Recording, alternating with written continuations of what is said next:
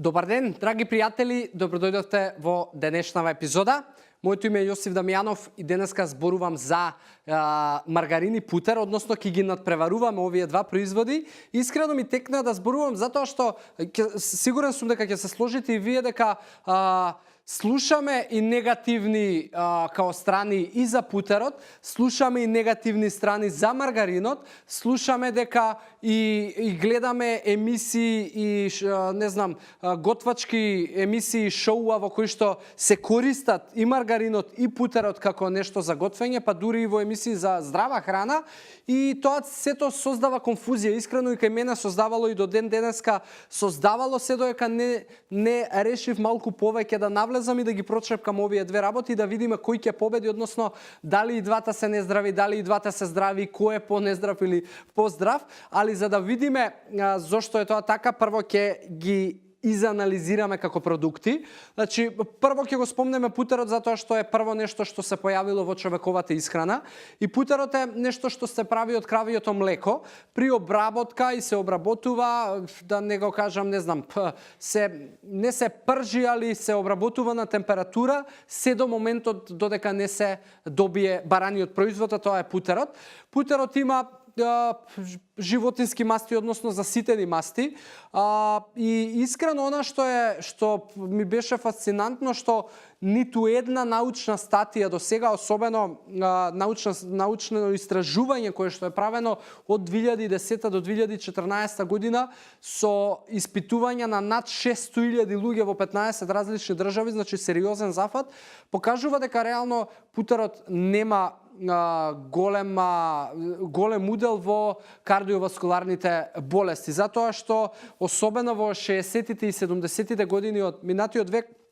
многу си има кренато паника и негативна кампања во врска со путерот, што мислам до ден денеска остава последици, и затоа најверојатно е спроведена ова истражување и клиничко испитување. И практично ако гледаме путерот дали ќе ни направи проблем со кардиоваскуларни болести, не. Напротив, дури многу луѓе денеска го користат путерот во диетите кои што пропагираат и промовираат многу ниско ниво на јаглехидрати, а поголем внес на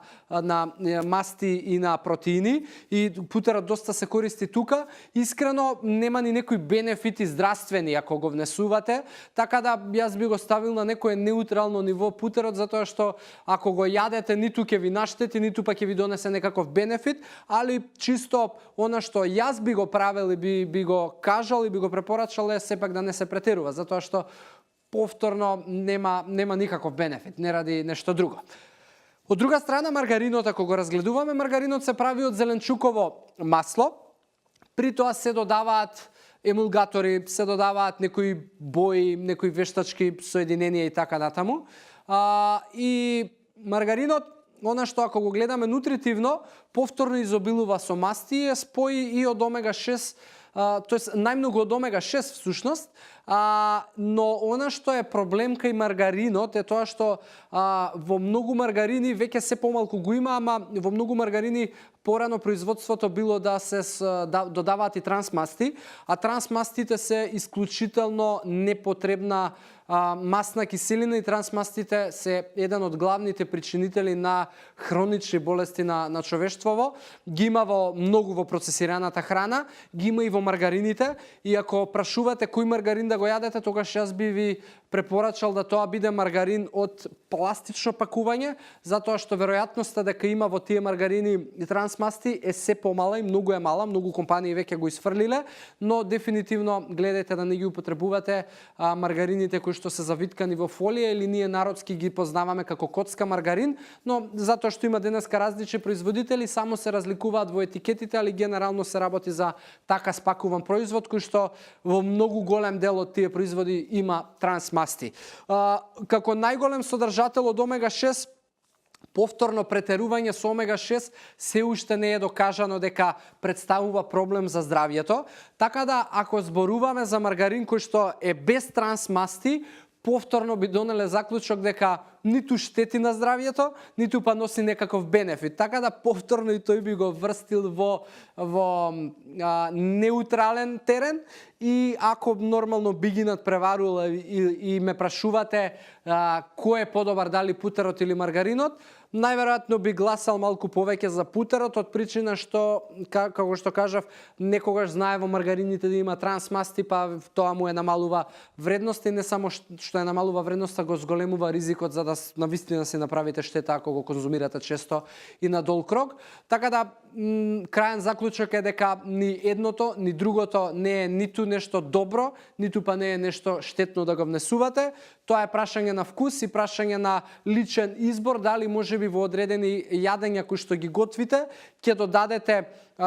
путер или маргарин, за да нормално се го приготвите и да ви излезе по рецептот кој што сакате да ви излезе одредениот оброк. И нормално путерот, исто така еден факт, ако го додавате во нешто што го пржите, да речеме да додадете малку путер и малку маслиново масло за да ја приготвувате храната или зеленчуците кои што ги пржите, е супер како додаток од причина што не дозволува маслото да изгори и да се создаваат некои хемикали и недобри соединенија при пржењето, но повторно пржењето ќе ви донесе па плюс калории на храната, али чисто ете како еден факт кој што би му дал можеби некој плюс глас на путерот за разлика од маргаринот. Така да, дечки, толку имам за оваа тема денеска. Ако имате некои вие факти, слободно споделете ги. Ако немате, а имате прашање на други теми, користете хаштаг AskJosif или комуницирате ма во приватна порака и ќе одговарам на се што вас ви е дилема и ви интересира. Ви оставам тука во здрави животни навики, ви посакувам убав ден и се гледаме во следна епизода. Чао, чао!